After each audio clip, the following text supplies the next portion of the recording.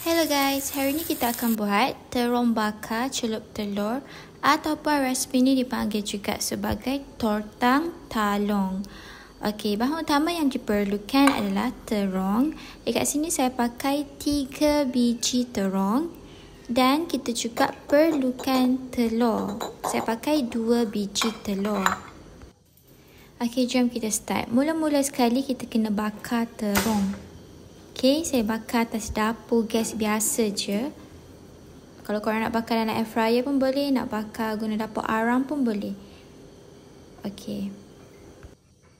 Kemudian kita biarkan seketika sehingga terong kita masak. Sambil-sambil tu kita boleh sediakan telur kita. Okay, pecahkan 2 biji telur.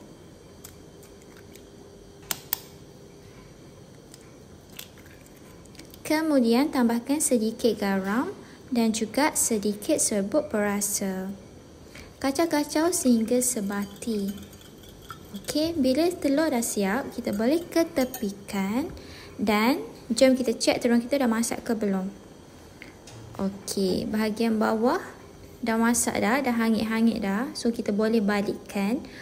Buka api sederhana je, jangan buka api besar sangat, nanti dia hangit sangat. Okey, so kita biarkan bahagian satu lagi masak. Okey. Biarkan seketika dan cek terong kita dah masak ke belum.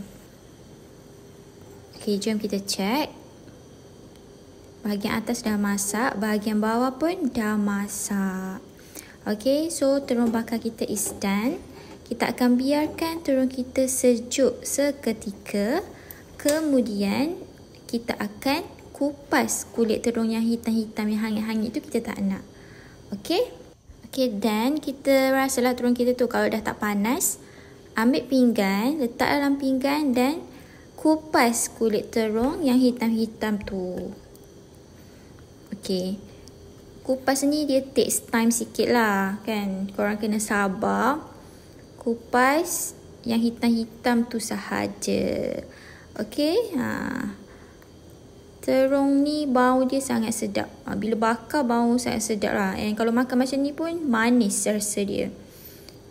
Okay, kupas sehingga selesai ke semua terong kita tadi. Korang dengar tak suara burung tu? Hari ni mendung, cuaca mendung sebab hujan je hari ni. And banyaklah burung. Bunyi suara-suara burung tu banyak.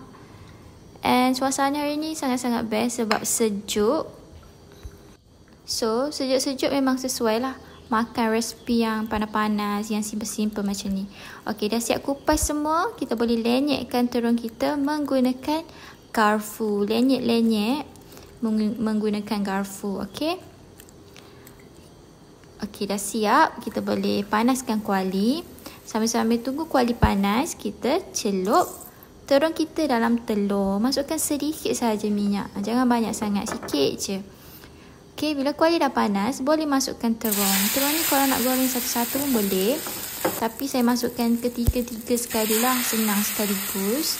Okey, bila dah masukkan ketiga-tiga, boleh curahkan telur yang lebih tadi ke atas terong.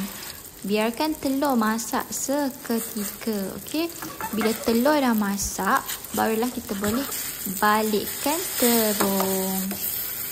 Okey. Tunggu telur masak bahagian satu lagi. Biarkan seketika. Bau dia sangat sedap and menyelerakan. Korang patut try resipi ni. Okay. Terong bakar goreng telur kita is done. Okay, sangat-sangat sedap. Korang patut try. Makan dengan sambal memang sedap. So, ni adalah nasi yang baru masak. Ambil terong telur kita. Ambil sedikit sambal. Selamat menjamu selera korang. Korang patut try buat resipi ni, okay?